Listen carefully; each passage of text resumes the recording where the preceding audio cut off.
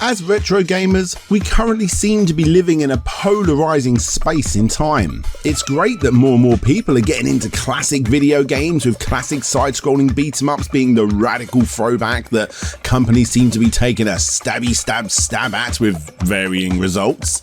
However, on the flip side, with more and more people getting into the scene, not only are the most popular video games going for quite literally stupid money, but we thankfully have more retro collections coming to modern systems than we could ever hope to collect for. As a big fan of systems like the Nintendo Switch and more recently the Steam Deck, and a big fan of collecting these retro collection type collections, at one point I even thought to myself, you know what, I'm going to try and collect all of these retro collection type games, until I realised that was a stupid idea.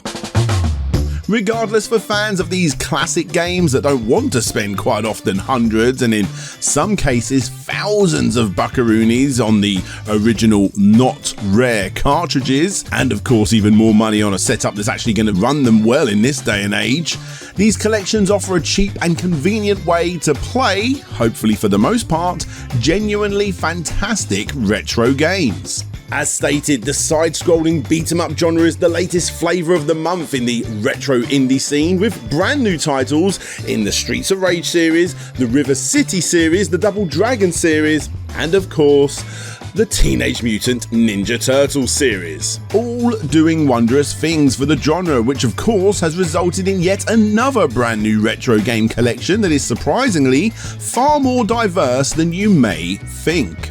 And the Teenage Mutant Ninja Turtles, the Cowabunga Collection, is that collection. It was recently sent to me by Konami themselves, who I am very happy to say have been in direct contact with me since my Castlevania The Complete History retrospective. Turns out that Konami are big fans of the channel, and I'm very happy to say that they have decided to sponsor the Cowabunga Collection segments of this video, meaning that this is not a review of the collection. You got plenty of those up already, but instead it's more of a history piece to this collection of games that, if you're about my age, is right up there as one of the most nostalgic video game franchises ever released. Hi everyone, I'm DJ Slope, and this is the complete history of the Teenage Mutant Ninja Turtles Cowabunga Collection. Welcome to Slope's Game Room.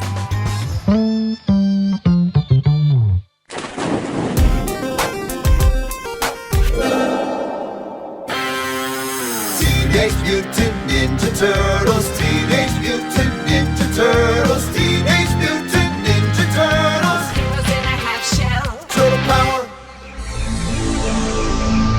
Let's go back to the beginning. Kevin Eastman and Peter Laird, two struggling comic book artists that shared a keen interest in comic books, most notably the iconic artwork of Jack Kirby, hadn't exactly done wonders in the field.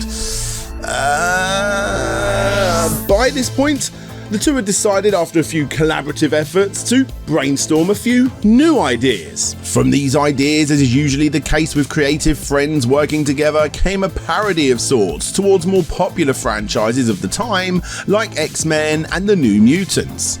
As the night went on, this comedy sketch turned into an upstanding turtle with nunchucks that quickly became the direction that the two wanted to take with their next project, and before you know it, the first Teenage Mutant Ninja Turtle was born.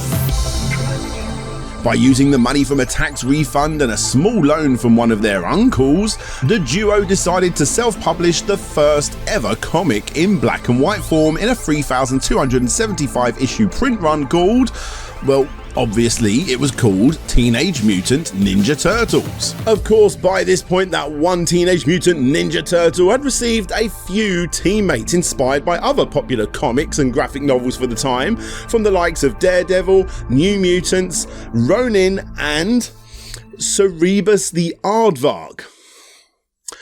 Okay. Regardless, long story short, the popularity of that first print run meant that not only were they able to pay back the helpful uncle rather quickly, but they could get to work on issue 2, then issue 3, then issue 4, you get the idea. By this point, the two had quit any standard job they had because of this side hustle / dream of creating comic books for a living had now become a full-time gig. A very well-paying full-time gig, by the way, because every other issue that they released brought in more and more fans. Starting the Turtles was a goof. It was not anything we envisioned directing our lives in any way, shape, or form. It was like, hey, this looks like fun. Let's self-publish it. Let's see what happens. Suddenly, and just completely out of the blue, this Turtles phenomenon emerged and really, from day one, just took over. It was a rapidly accelerating process which culminated in essentially taking over our lives completely.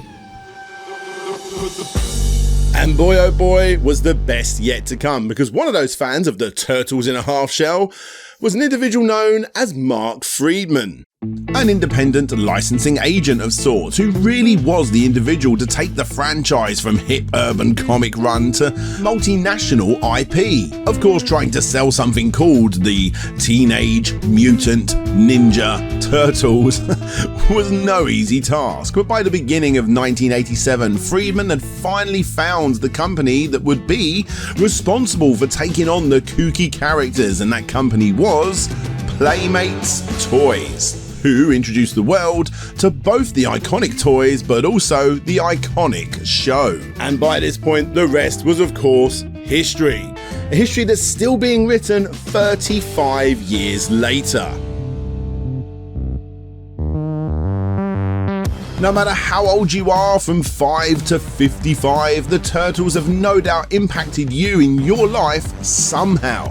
For me, it was that 80s toy line and cartoons that turned me into an obsessive TMNT fan. But for you, it may have been any of the ridiculous amounts of reboots, movies, stage shows, skateboards, food items. Literally anything that could have had a green turtle head slapped onto it did, for better and most definitely for worse. By 1995, this franchise had become a $6 billion franchise, and you can bet your last pizza voucher that video games were a nice big chunk of that revenue stream. Now, to start us off on that particular journey, we have Teenage Mutant Ninja Turtles for the NES, as it was known in America. Obviously over here in the UK, it was Teenage Mutant Hero Turtles. However, in Japan, it was Legend of the Radical Ninja Turtle, because this was the first ever thing turtle power related released in the land of the rising sun. Regardless, this was the one that started it all, and it's the one that isn't as well remembered as it perhaps should be.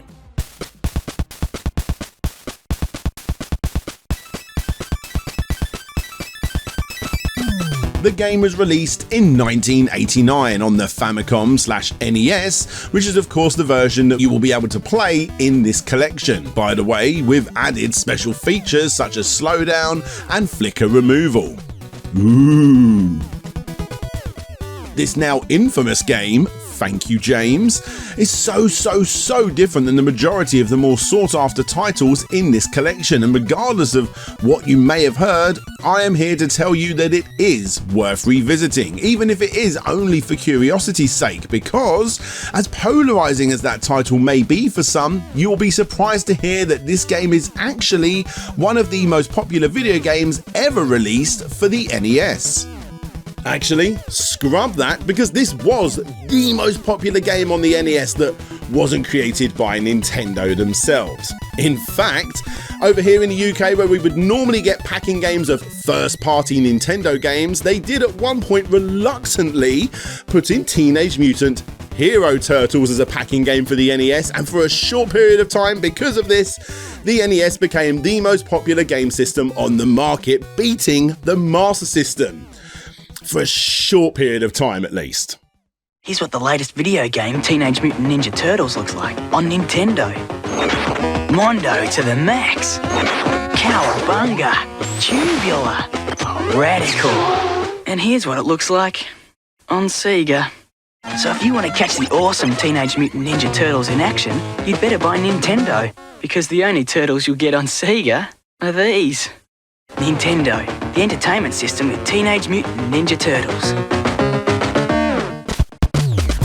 Being created alongside the far more recognised arcade game, our first TMNT title was created under the Ultra label, a subsidiary of Konami themselves, which was created to get around Nintendo's strict policy of each company only being able to release 4 games per year. Fine for a small company, but not so much for Konami. Metal Gear, Skate or Die, Gyrus, Q*bert, and of course Teenage Mutant Ninja Turtles all made their way out the doors from this company, unless you lived in Europe, that is, where the game was published under yet another subsidiary called Palcom. But let's not kid ourselves, guys. This was a Konami developed game, and just like the previous Japanese-made butchering of classic monster movies to create the incredibly unique Castlevania series, well, the same can actually be said for this Turtles game too. Konami, Palcom, Ultra, whatever you want to call them, wanted to take this overly confusing IP and make a game that allowed the player to play as each of the 4 characters on the fly. Of course, platformers were still the obvious go-to genre for the home computer system market, and therefore this just made perfect sense. In fact, Castlevania did really well on a worldwide scale, so obviously they used that as the baseline and did it again for the Turtles. The problem was, even though the arcade game developer H. Oyama was a big fan of the comics, according to an interview with game composer Hidenori Maezawa, the rest of the team was not. Why turtles? Why ninjas? He explained in said interview, nobody knew much about these characters, especially in Japan. The concept was just so confusing. Why were these Ninja Turtles doing so well in comic book circuits in the Western world? The team just didn't get it. Also, and apologies for jumping ahead a little here, but this is why at one point during the production of the arcade Turtles game, that the Turtles were able to pick up and use guns. Yep, the Turtles using guns.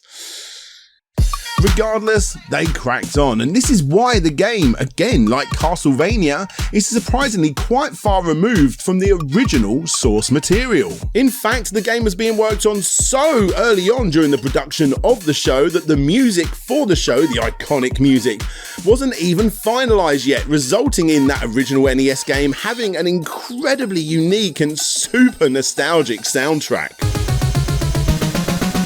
With TMNT, all the tracks were actually original. We weren't able to use any of the music from the television show due to copyright issues. I don't remember exactly, but I believe someone else composed the music while I was in charge of the sound direction and the arrangement. Everything that held the team back on that first ever game helped it become incredibly unique, and far closer to a more standard Konami game than it had any right to be.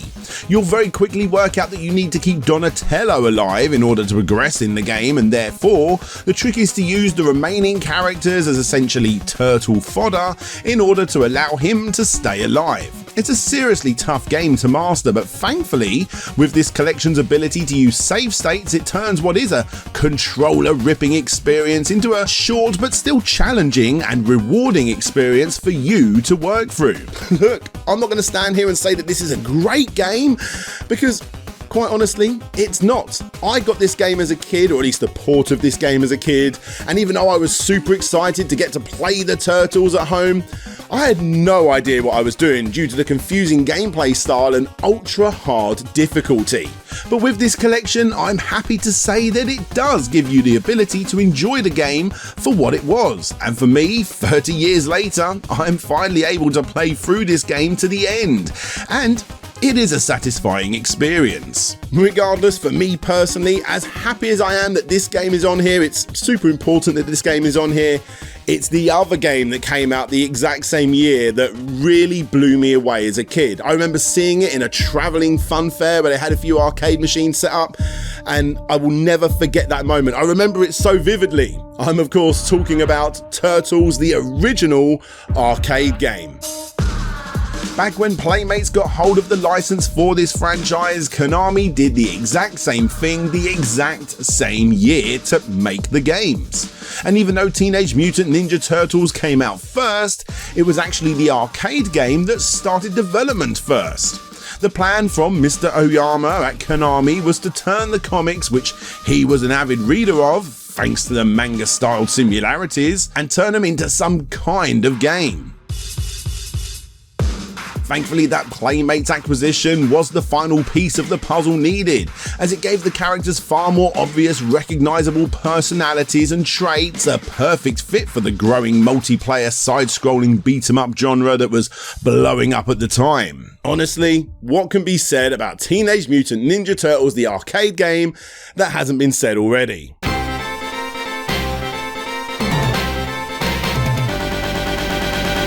Sure, later games may have cleaned up the gameplay mechanics a fair bit, but there's no getting away from the iconic arcade stylings of that first game. For me, and I'm sure plenty of others, the Turtles had never looked so good. This wasn't just a game, this was the show, and you got to play it. And now, here comes the sponsored part of this video.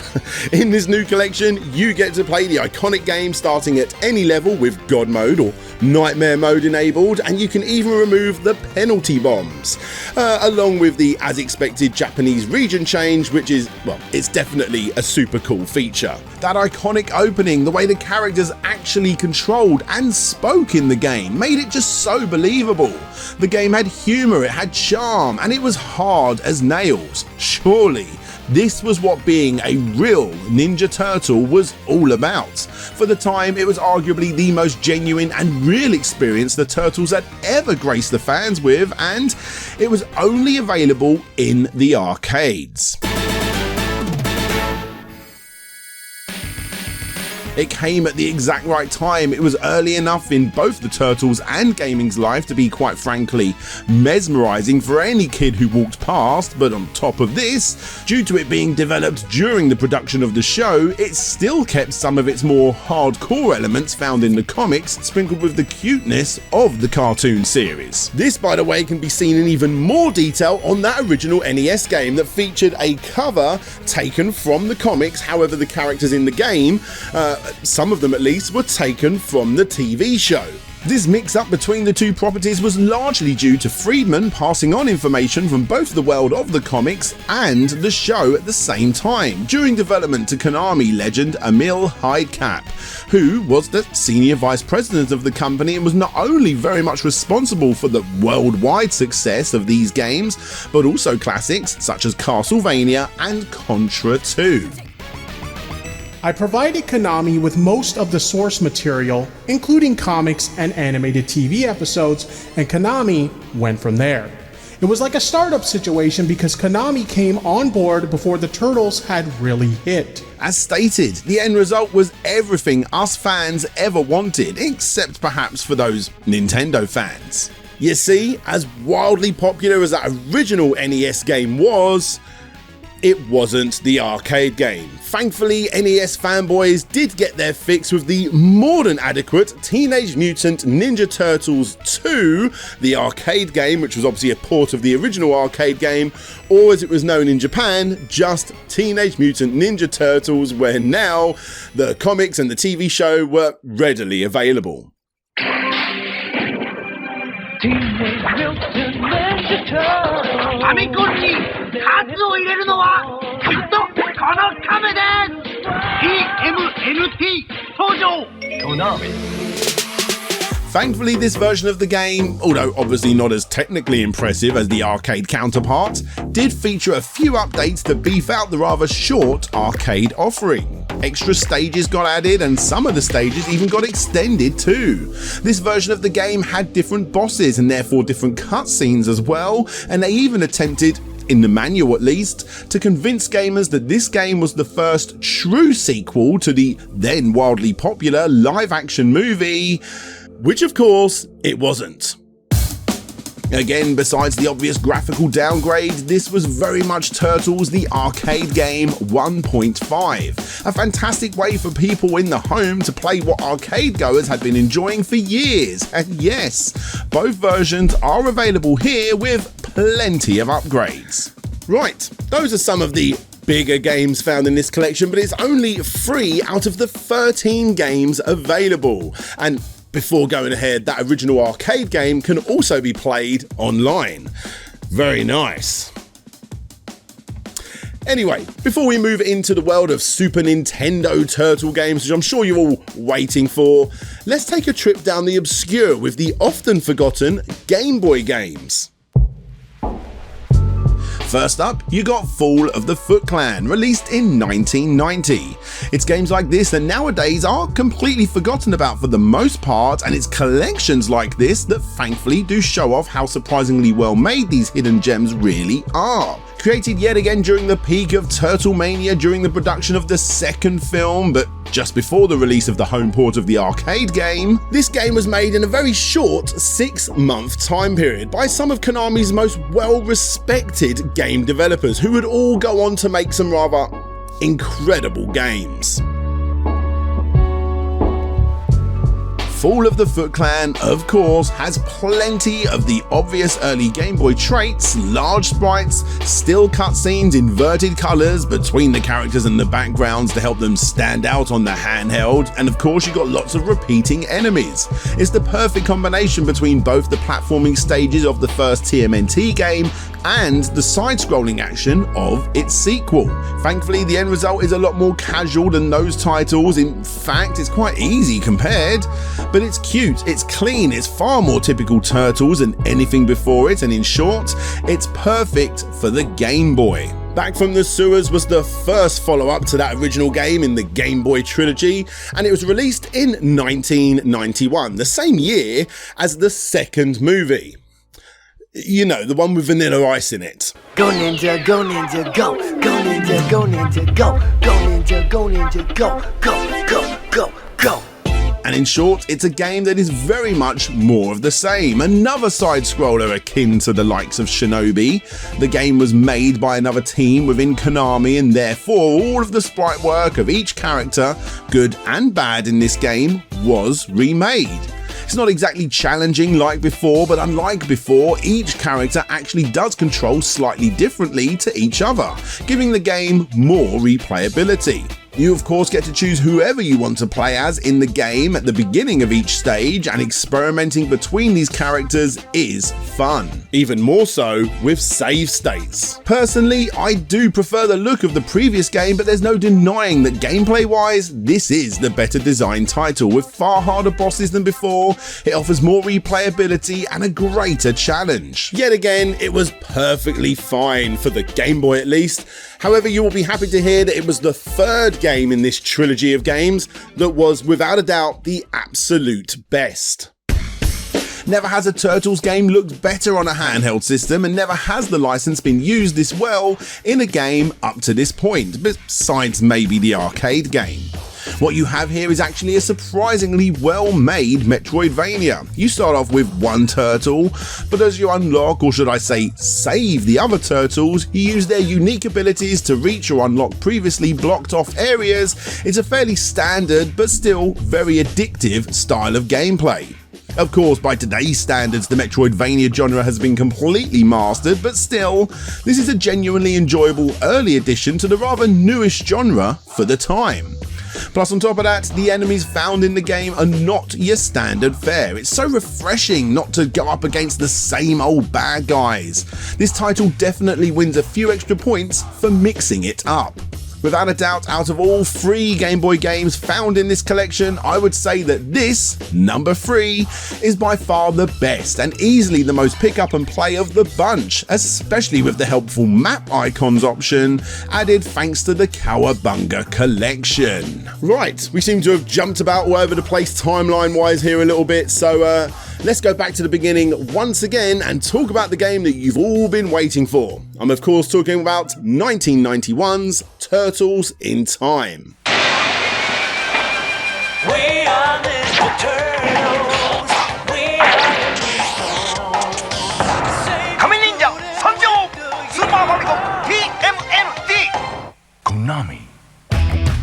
Oh yes, for many fans this is the reason to get this collection, and although I do love the look at the more obscure titles from a retro standpoint, yeah, these Turtles in Time titles are the best games on this collection. Going under the development name of something like TMNT Time Travelers. According to the late Steve Koofman of Konami America, it was always obvious even from an early stage that the same team at Konami wanted to take the still very good but also quite dated original Turtles game and revamp it in every way possible. And what better way to do that than with time travel and space exploration? Yes, the get out of jail free card that is so overused nowadays 100% completely worked on me as a kid, as this game, even though it uses the same game engine as before, is a massive improvement over the repetitive original. Sure, you still got your classic New York stage, but the real draw was the coin grabbing level design of all the time traveling stage settings. But on top of that, you have vastly improved graphics and animation. Each character feels brilliantly unique. Iconic actions such as the screen throw, which used sprite scaling technology, was something I still remember seeing for the very first time at some Halloween fireworks event back in the 90s. The enemies are far more varied in this game too, resulting in you needing to learn this game's rather impressive moveset, which again is unique in each character, resulting in you needing to decide your favourite based on how they play rather than just everyone arguing about who gets to play as Michelangelo. And of course, only 1 year later, Nintendo themselves got their very own port, which is arguably the very best Turtle games ever released for the Super Nintendo. Titled Teenage Mutant Ninja Turtles 4 Turtles in Time. Yes, we've actually missed one, and don't worry, we will get back to it. This game is so much better than it has any right to be. And besides the odd questionable port as an unlockable in later 3D games, this is now, for the first time since the original, available on a home console the right way. Just like before, the game offers quite a few changes compared to the original, making it yet again very much its own entry in the series. Everything from the music to the enemies are changed up here, and as always with awesome SNES exclusives, the heavy and unique use of Mode 7 not only gave this game a distinctive feel, but along with a nice ironclad contract, made this title exclusive to the system for the longest time.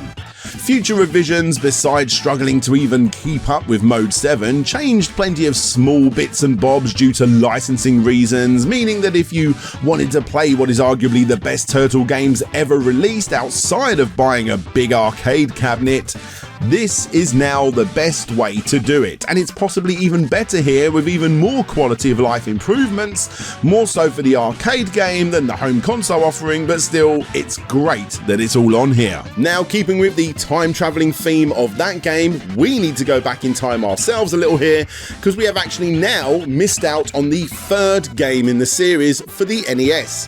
I'm of course talking about the Manhattan Project.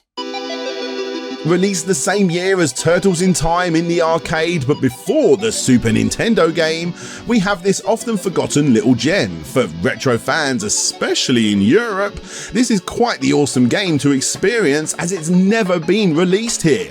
In fact, the game was being worked on at the same time as Turtles in Time, and considering its release was only 6 months or so ahead of the SNES game, it's easy to see why it's so often forgotten, not even being brought up in conversation of which Turtles game is best. But again, it shouldn't be forgotten. Created by yet another smaller B team of sorts within Konami called Kunaru Asibu, aka Eat, Sleep and Play, what we have here is a group of junior team members who are desperate to please and work their way up the ladder within Konami. And although they had by this point aging hardware to try and achieve that goal, the end result is really quite impressive. Sure, it uses the same engine as before, but it's been revamped in almost every single way. It's crazy, because for those that actually played this game, this is definitely the best Turtles game on the NES by quite a large margin. The story is a little forgettable here, sure, but even that looks better than before, with brilliantly designed cutscenes and an intro that feels like it's been ripped directly for the show. Well, okay, for the time it did, it's the best the NES can do at least. Every character felt unique with special moves, and of course every character looks better here too.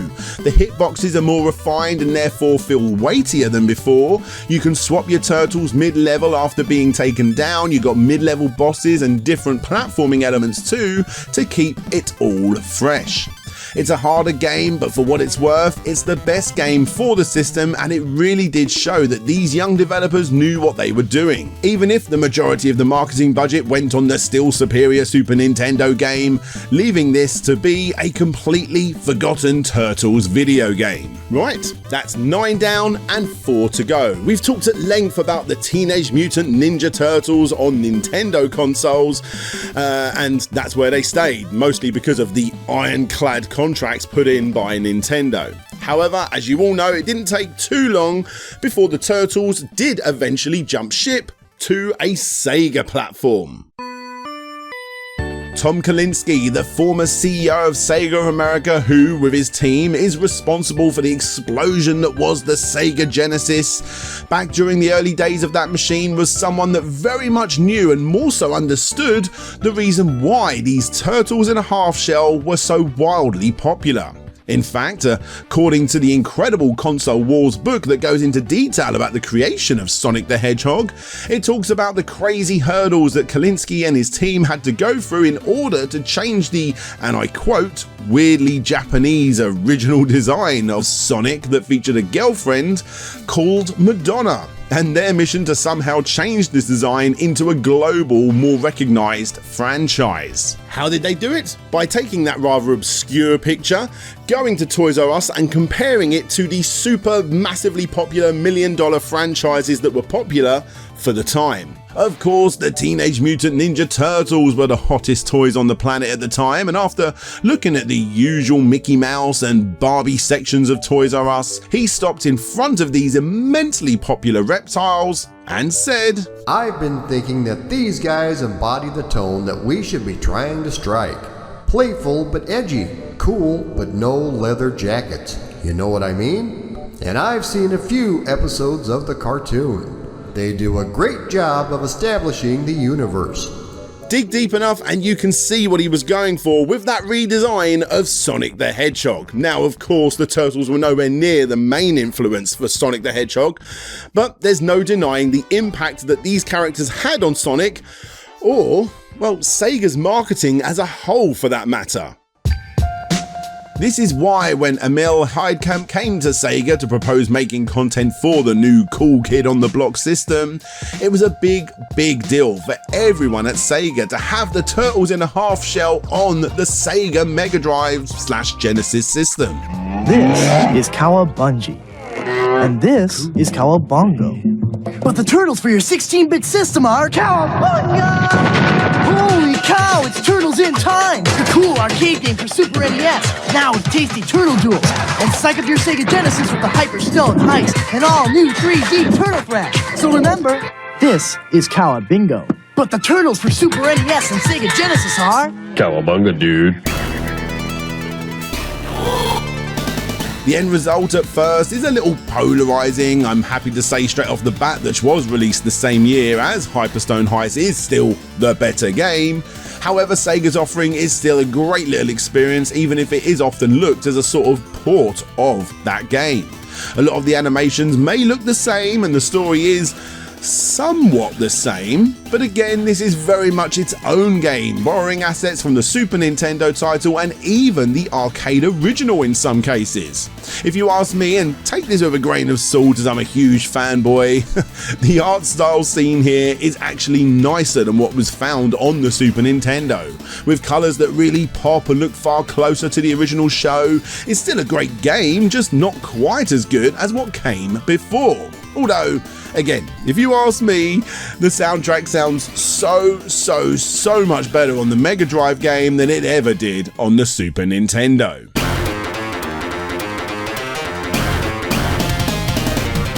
And thankfully, we all now get to decide ourselves which one is best because both versions are available on this collection.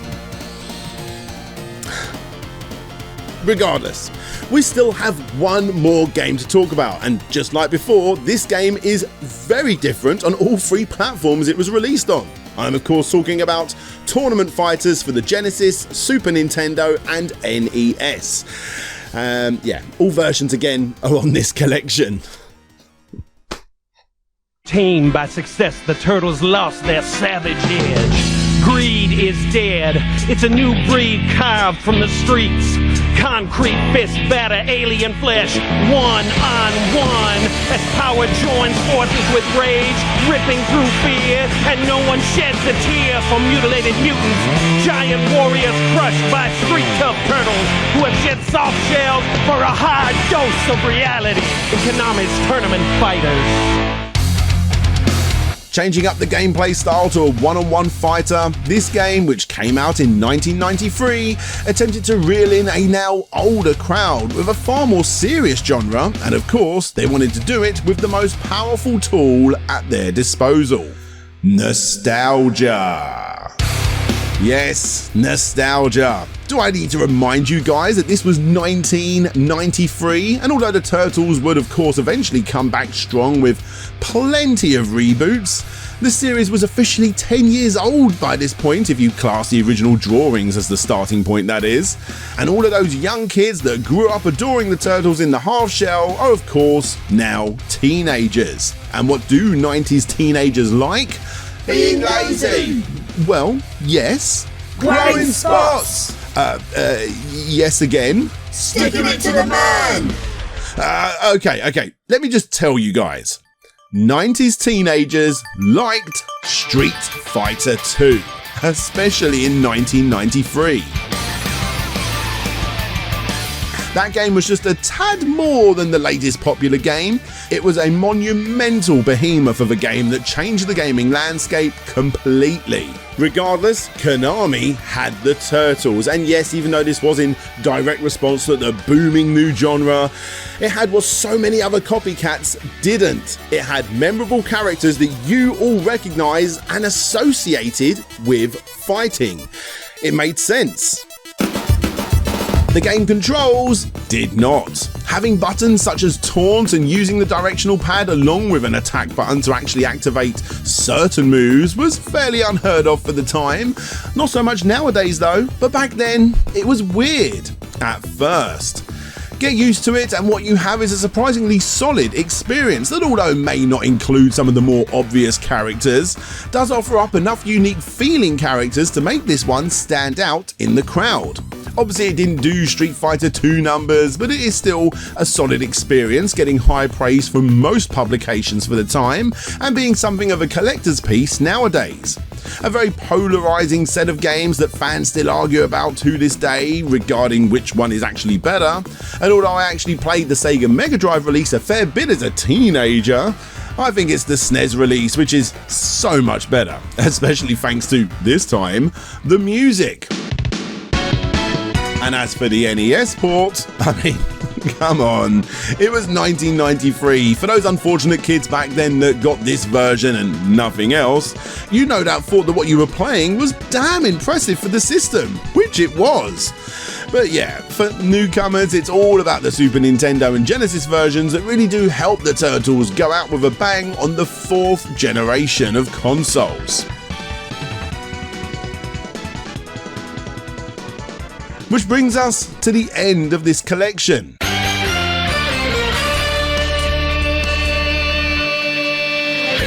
Now, of course, by 1993, the Turtles still had a good few years left in them on that original cartoon show, and they were still releasing handhelds, movies, merch, you name it. But as for video games, besides the odd handheld, this was the end of an era for a whole 10 years. It's fair to say that the Turtles games changed a hell of a lot by this point, and perhaps one day I will cover everything from here on out, as well as cover the more obscure ports and spin-offs that we missed. But for now, this is it. You know the history of all 13 games in this series, and hey, if you want to go and check them all out, there'll be links down in the description. Thank you Konami for sponsoring the Cowabunga Collection part of this video. Thank you guys for continuing to watch the content on this channel. Let me know down below if you want to see me expand on this video and create the complete history of the Turtles. Regardless of what you say, I'm probably going to do it anyway.